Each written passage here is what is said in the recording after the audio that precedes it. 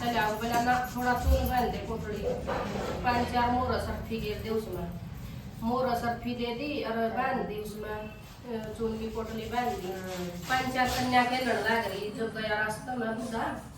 बहु लेन का उसमें गया था मैं तो खेलने लग गई तो बोली मैं तो मेरा घर मरूंगी मैं मेरा घर तोड़ूंगी नू पल्ला बना के मिट्टी का खेल वाइट जनी बोली मैं तो इसमें रहा करूंगी मैं ना घेरूं अपना मैं ना घेर दी रहा करूंगी और बुढ़ा नु पसंद आएगी छोरी नु किसके तो बहुत अच्छे विचार है छोरी के कामयाब है जीवन में तो छोरी का पाछा अगर आ गई ना उनका पाछा चल दिया नु बोली बाबा की जबले में किसी ने गला चालू तेरी मां ने कह दिए 4 रोटी पोलेगी मेरी माँ किसी का कभी ना मैं किसी का घर कान कौन करता बोले अच्छा बाबा आया तो आ गया बाबा हमारी यो बाबा है 4 रोटी खुआ हुआ किसी का घर का कभी ना मन कौन खांदा करे बोले जाता अपना रोटी पोते माइस नु बोला बेटी तेरी मां ने कह दिए चून ना छाड़ लेगी बोला ठीक से वो चून छाड़ लिया देखा तो मोर सर पीले कड़ी उसमें चून तो लिखनी तो बोली जिसका आटा में कड़ी मोर सर्फी एक पोटली सी में अच्छा करा कितनी होगी रोटी जमाने नु बोली आ बाबा छोरे की सगाई करना आ रहा है बोले मेरा छोरा तो काशी जी पटन जा रहा है मेरा छोरा तो काशी जी पटन जा रहा है क्यों जा बेटी मम्मा ने देवायू मेरा छोरा काशी जी पटन जा रहा है मैं तो बोले बे छोरे की सगाई को तो कर दो कोई कटारा तो शादी कर दूंगा काशी जी पटन जगह बोले ठीक से बोले ले जा ब्याह का छोरी उसे छोरी ने ब्याह कर लिया है वो बाबा तो बोले रामू की माँ की वाड़ खोले बोला देख तेरा बहू आई बोला तू भी क्यों नहीं होगा बोली मारा है दुनिया तो मारा ही मारा वो भी आ नहीं बहू बेटा ही कौन था ना बेटा कौन था तो फिर नु बोले अच्छा उन्होंने कही थी ना अगर रोटी पानी बनाए पाते बहू बेटा होंगे तो बोला वो ले गया था अपना सब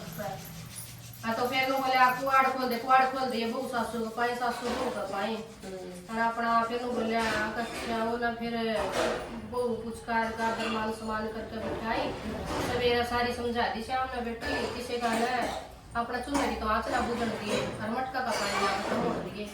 बोला ठीक है तो बोले नुए करिए बोला ठीक से वह नुए करने लगी अपना मटका की पानी खत्म नहीं होने दिया चूल्हे की आँच बुझन नहीं दी अपना चाय पड़ी गंगा जमुना नहाने से लेके सासू ससुरे तो एक दिन आग खत्म होगी वन बोली पड़ोस में ना थोड़ी सी आग दिए बोले मेरे सासू ससुरे आते होंगे सवेरे 4 बजे आके रह रहे हैं और बोला रोटी पानी बनाऊंगी बोला रोटी पानी तो बना ले तो मैं ले रही थी क्या इनका छोरा सारा 7 जन्म भी बेटा बोला वो ले रही है बोला अच्छा बोला फिर देखो बोले आलू तो दाल कर दिए जड़ी फूकी रोटी को दे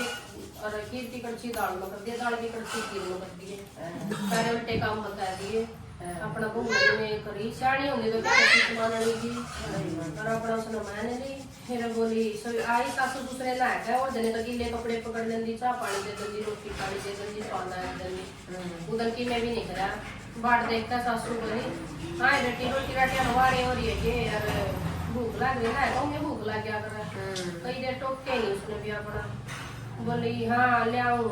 दी बड़ी फूकी रोटी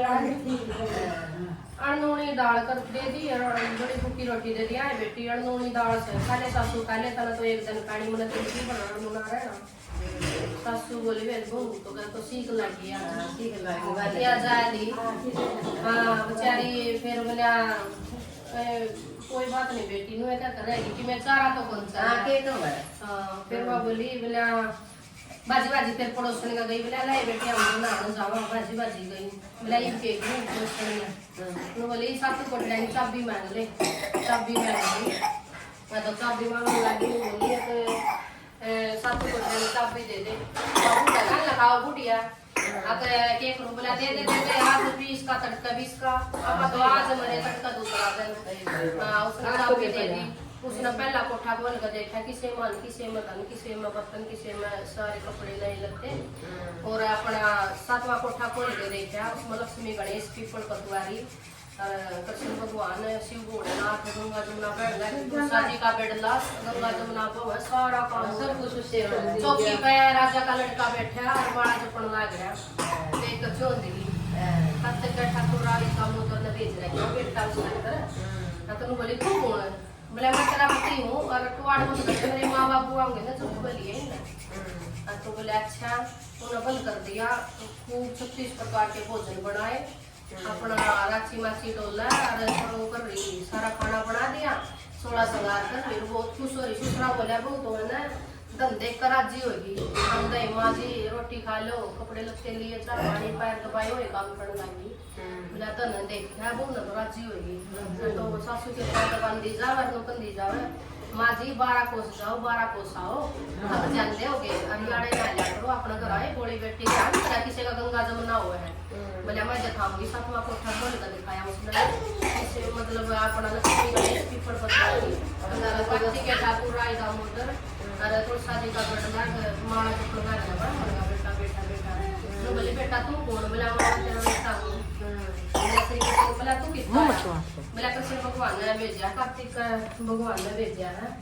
बोला अच्छा। बोला भाई के जाना दुनियादारी के जाना पूछण तू मेरा बेटा है, के जाना मेरा धनी तू मेरा बेटा है। वह ब्राह्मण का पूछण चली गई। ब्राह्मण बोला चांद की अंगिया पहन के अरे एक पाल का दूध दिया एक कबू बेटा जे दूध की दार तेरी बेटा का मुंह मछली जा तो तेरा बेटा है। वो अपना ये करी उसने